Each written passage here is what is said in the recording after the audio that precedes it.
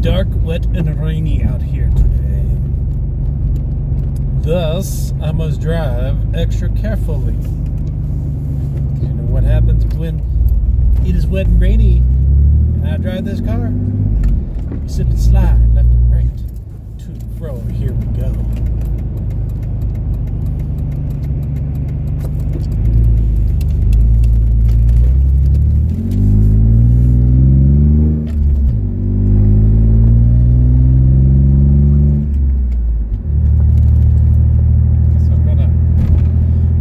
Lebanon Junction again for some gas.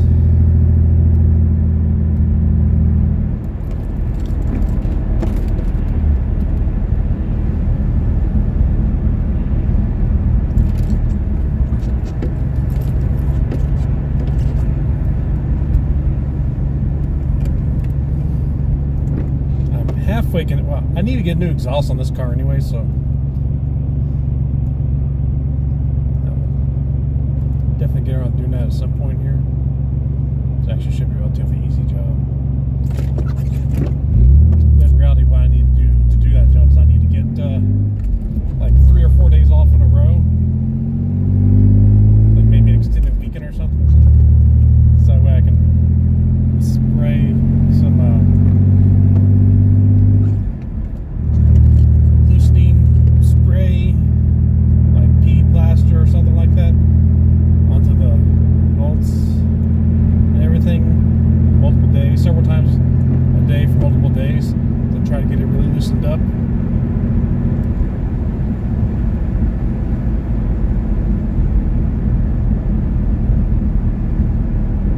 And then take what's left of the exhaust on this car off.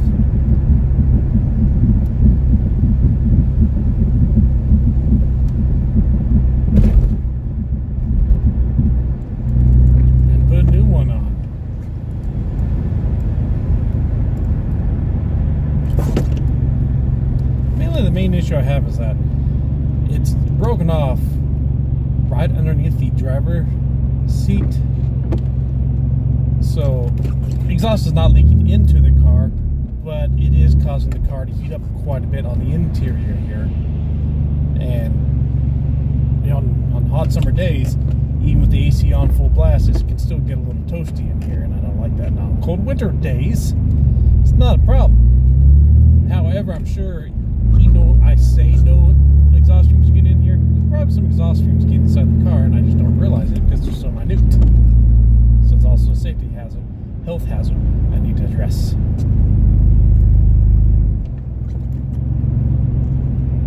Plus, exhaust will probably add some horsepower to the vehicle and make it sound prettier. And also not as loud up front as well. As is, it's almost a straight pipe with where it ended up getting broken off at. Straight pipe that ends right next to the transmission and clutch and right underneath the driver's seat. The floorboard, where my feet are at, not actually the seat itself.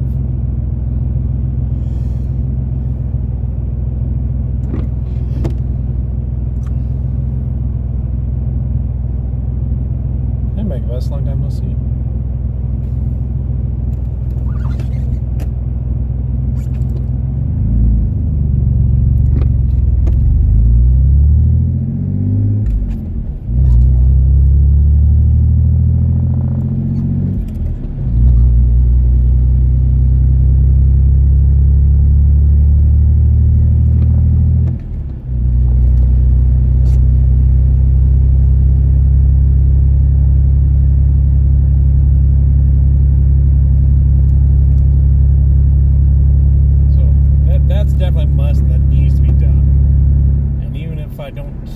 This vehicle for myself, you know, maybe the boy wants to use it as a project car or something down the line, who knows.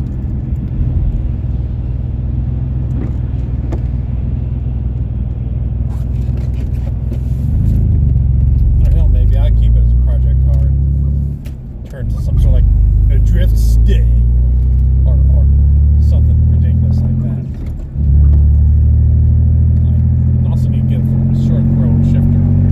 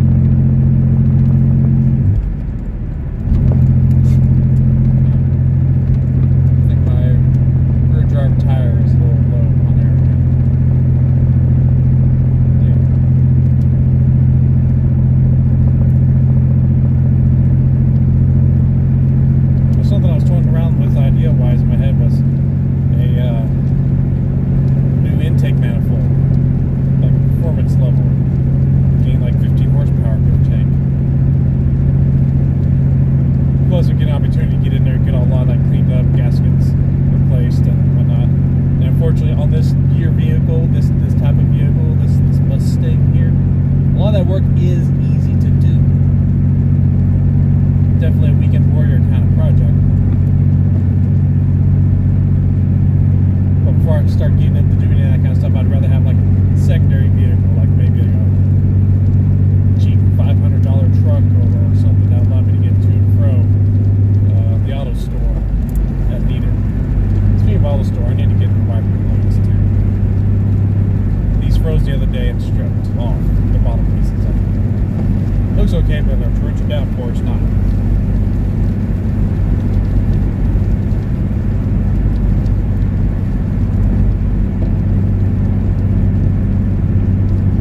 So new exhaust throwing on here. That's probably about a book-wise, it's about an hour to 2 hour job. James-wise, it's probably about a 5 to 6 hour job, just because I don't have ramps and stands, and I have to jack part of it up and down to move around to other sections and things.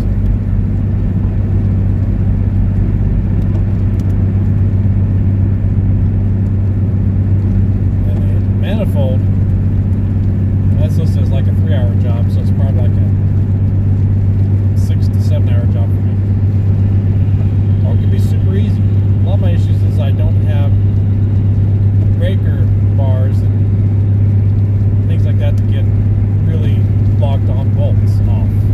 And that's what causes me to have a lot of delayed time in my auto repairs.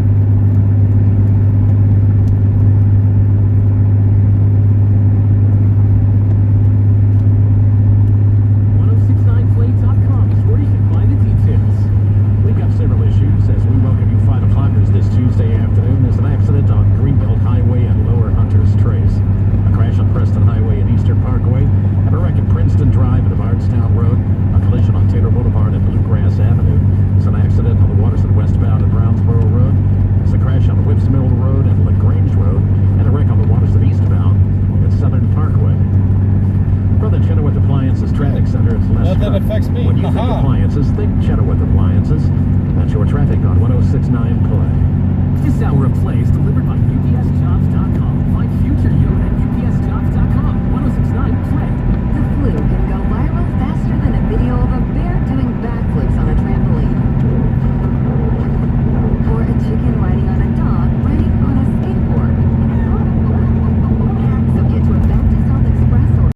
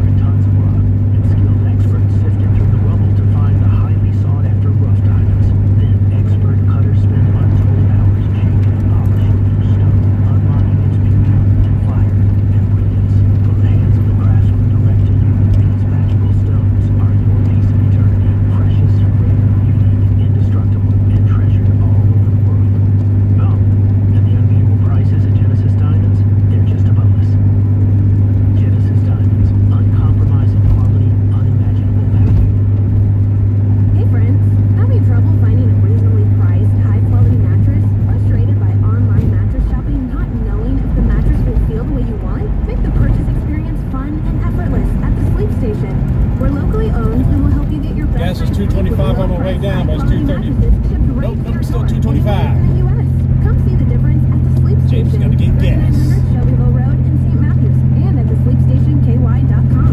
Your best night's sleep is waiting for you at the sleep station. Why just have Black Friday when you can have Black Friday all month? Door-busting Black Friday deals will be taking place the entire month of November at the Kia stores. Drive home a new 2019 Kia Optima with 0 down payment for only $299 per month. That's right. All snap, $299 per month, new Kia. Haha!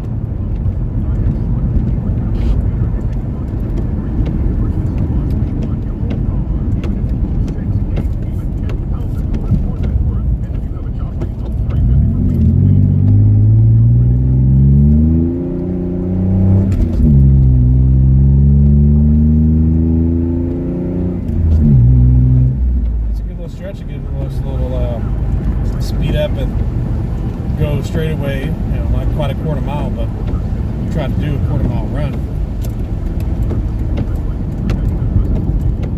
Don't spit. Really, all kinds of shit happened here. And I just need to get gas. I don't know what you all do. I just need to get gas.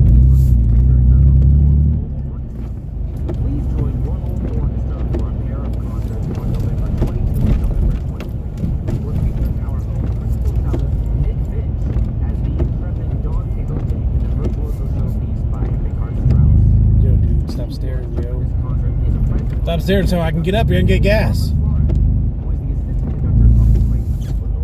Dude, stop staring. I need to get gas. Don't care what's going on.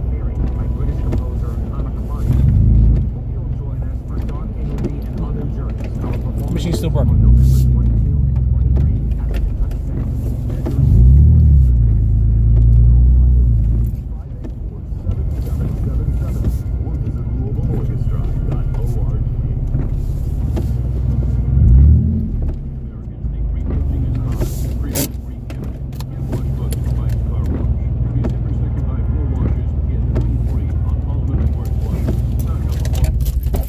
Enjoy that scenery.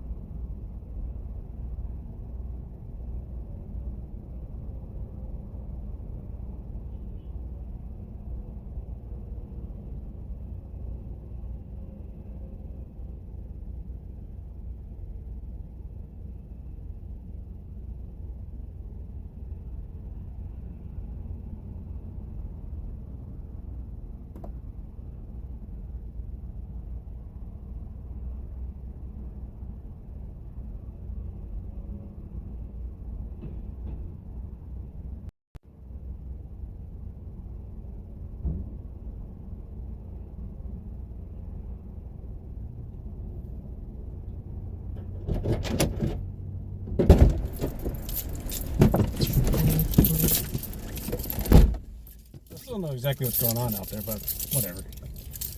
It's not blocking weather, so I'm good.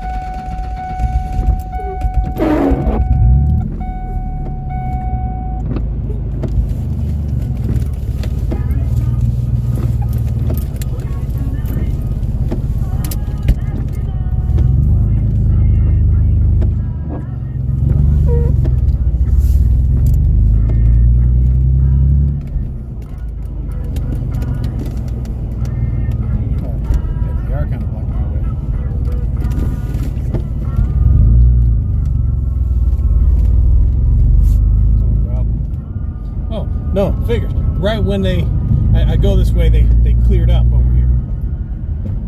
Whatever.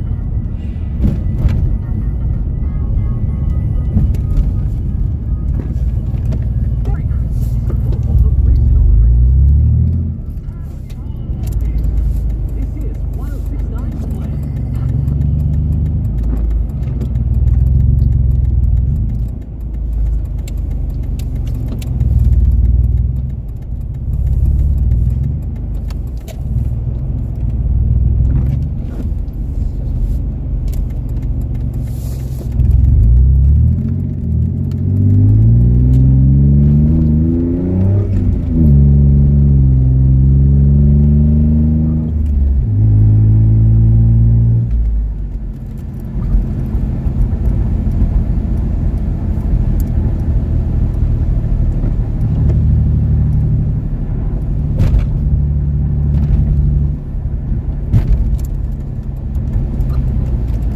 Trying to keep at a quarter tank or more as best as I can going forward, just to try to limit wear and tear on the vehicle. Besides, gas also, it is combustible with a proper amount of oxygen and pressure applied to it, but it also keeps things cool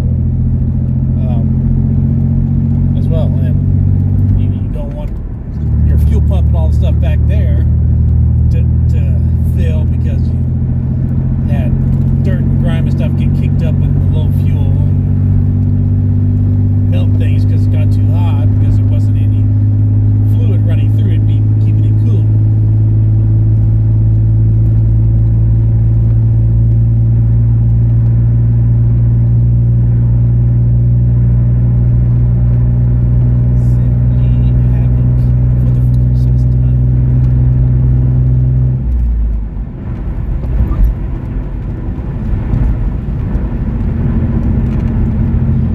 Suck it up and just take boy for Chinese buffet today at this point, because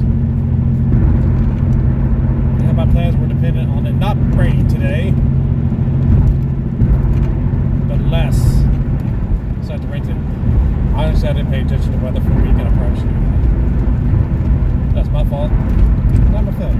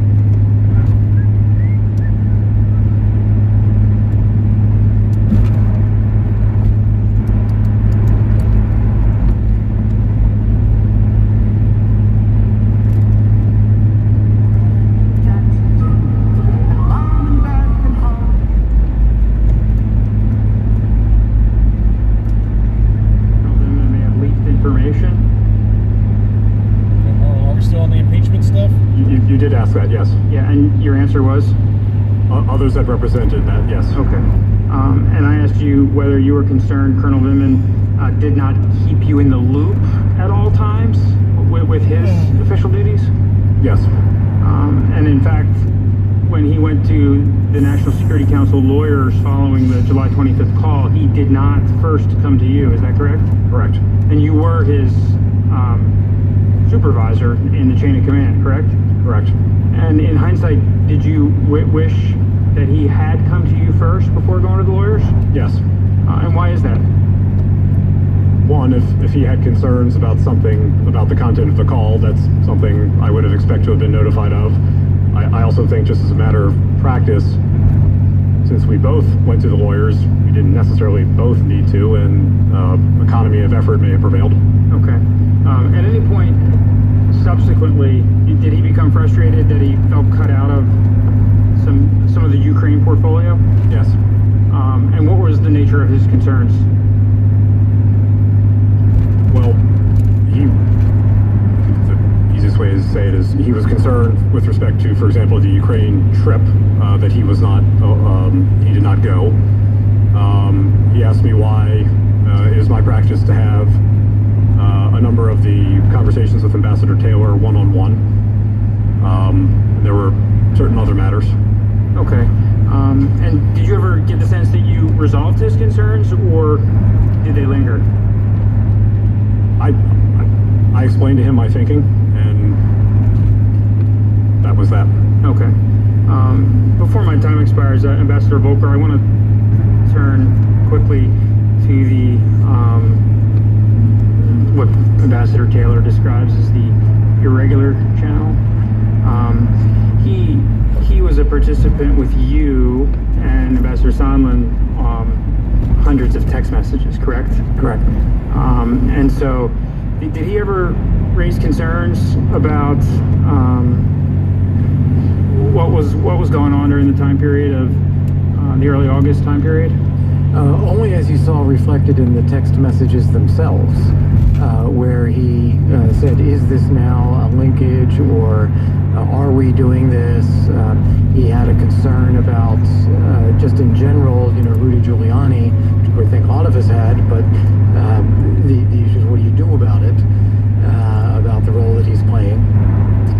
And as you note, we were in frequent contact, near daily contact throughout this entire period. And so, did he ever engage you in a one-on-one telephone call to articulate his concerns? Not that we were on many one-on-one telephone calls. He did not raise those concerns that way. No. Okay. And this, you're a experienced diplomat at one point in time, Senate confirmed. Ambassador Sondland is the ambassador to the European Union. Secretary Perry is a Secretary of Energy. Certainly not. The three of you working on Ukraine policy was a problem? No, he did not. And were you surprised during his testimony when he came in for the deposition, when he sort of established these two tracks, that one was a regular channel that he was in charge of, and the other was a... Yes,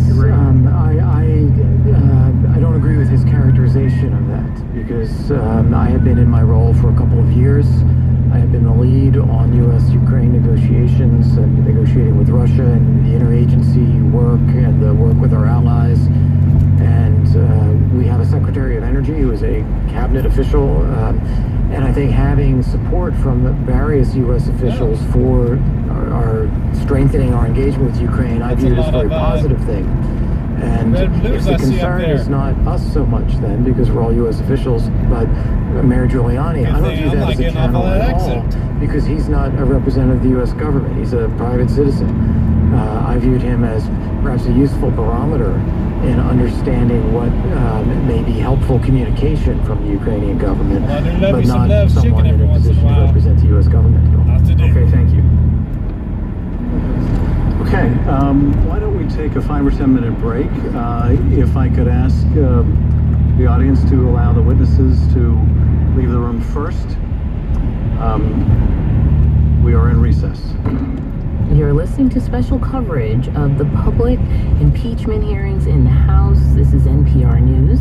I'm Audie Cornish, and joining me now in the studio is NPR senior editor us for the duration of today has been NPR's national security correspondent, David Wellnut. Welcome back, David. Hey, Audie. All right, so just to set the stage for people, we're in the second hearing for the day.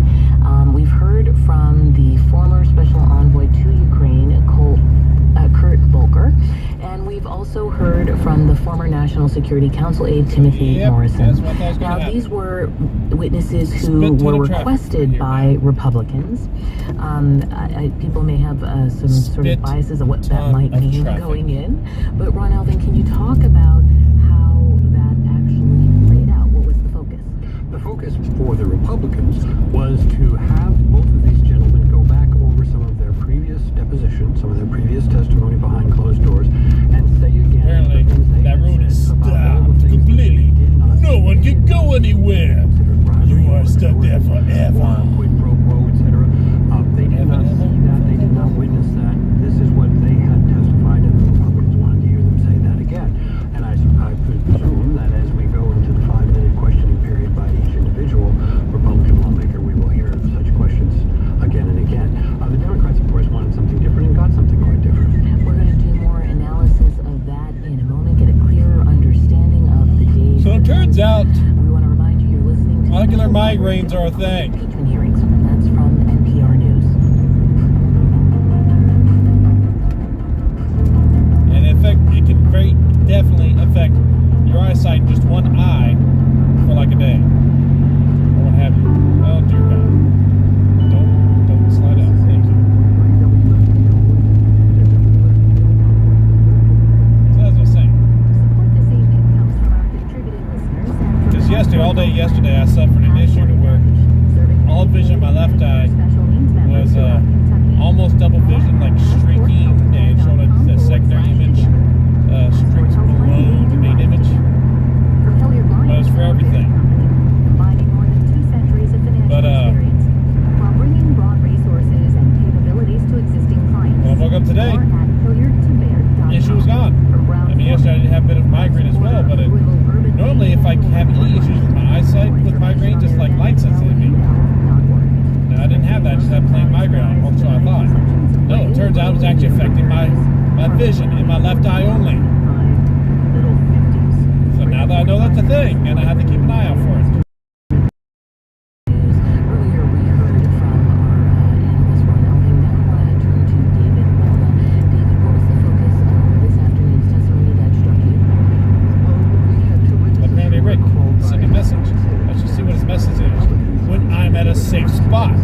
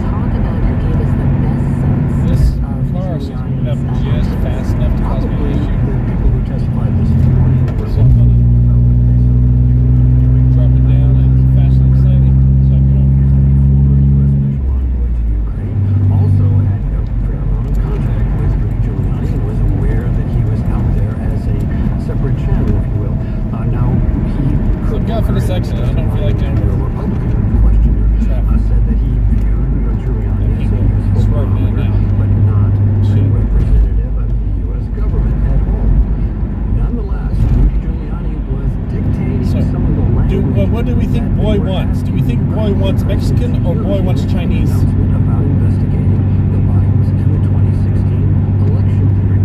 Now, Kurt Volker, again, the witness that the Republicans wanted, said that there was absolutely nothing to any of the Biden allegations about Joe Biden impacting his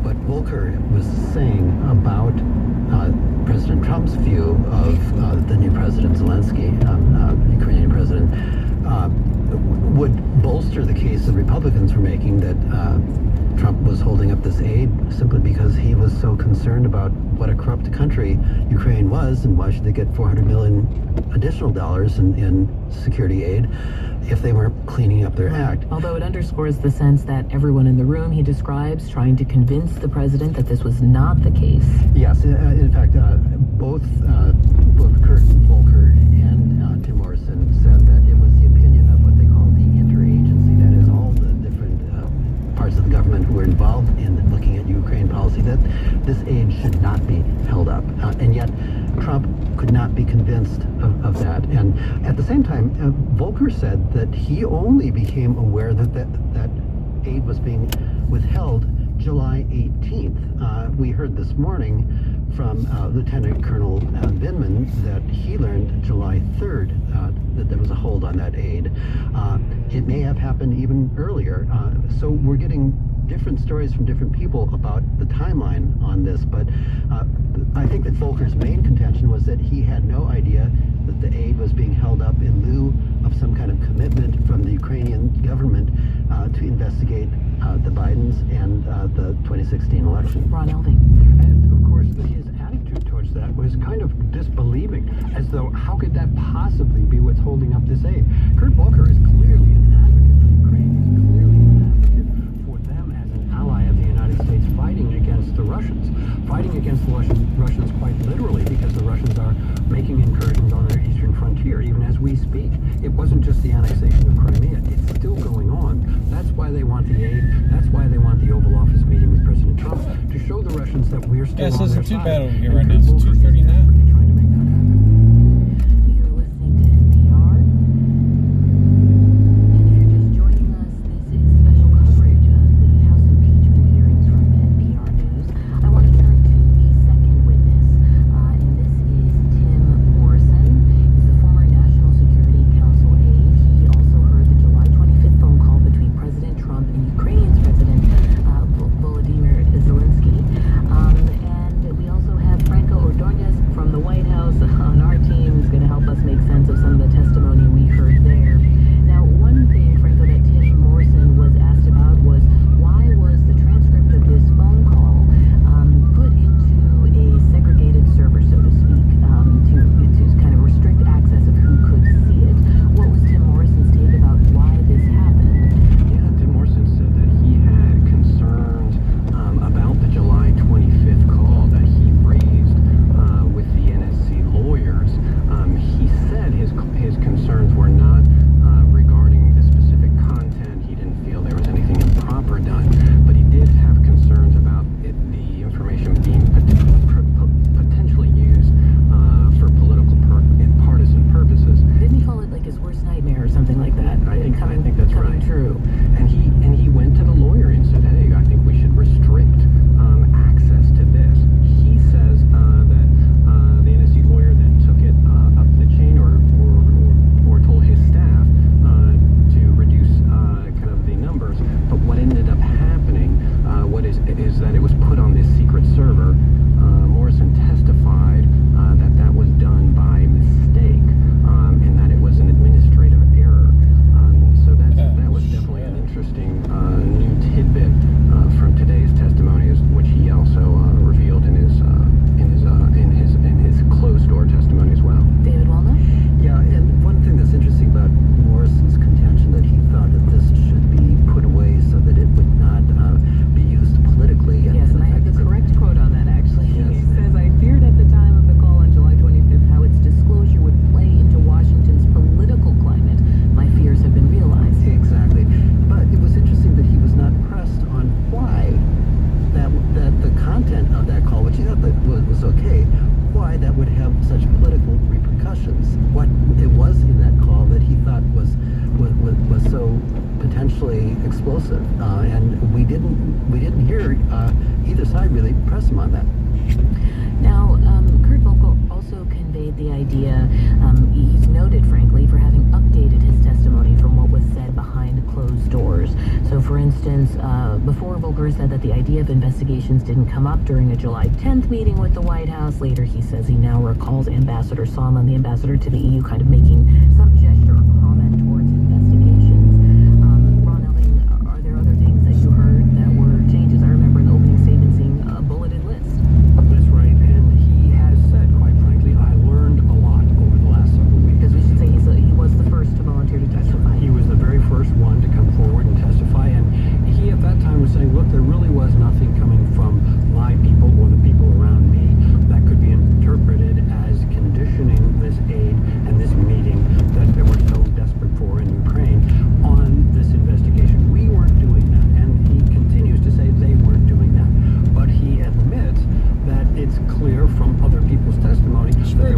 lines going too. on. Now, he didn't ever say I was out of the loop, but there was a kind of implication in much of what he was saying that there was some stuff going on that he wasn't necessarily involved in, and that was being run by this back channel of Rudy Giuliani and some of his associates who were putting a completely different spin on Ukraine in the mind of Donald Trump, a completely different spin from the one that Kurt Volker has been trying so hard to impress upon the president. When you say spin, what did that sound like? What do you mean? I mean that Kurt Volker was portraying Ukraine in very positive terms, portraying the new Zelensky regime as being enormously popular, a movement, an anti-corruption movement, an independence movement, a let's fight off the Russians movement, and that all of that was very positive to Kurt Volker, and he was quite eloquent about that today. But that meanwhile, Rudy Giuliani and his crew were putting a very different message out about how Ukraine was full of corruption and had always been against President Trump, and that they had been involved in some way in actively trying to undercut President Trump in 2016, and that they possibly also framed the Russians as the culprits. Franco Adornis, can you put this in context out of the White House from a president who, from his inauguration period, has talked about people who were out to get him, talked a lot about what he thinks happened during the 2016 elections, and now, as we're learning, was very much focused on the idea that Ukraine was somehow involved. Yeah, absolutely. I mean, the president has done those things. This is like you know, in these hearings, he has talked the about immediate how scene following Damn It Janet in Rocky Horror Picture Show right now. information, Wipers rolling, it's a little wet and rainy outside. It's a mid-November night. Rolling down the road. And there's an impeachment discussion going on. Like in the movie, it was actually, and the play, it was Richard Nixon's speech where he resigned.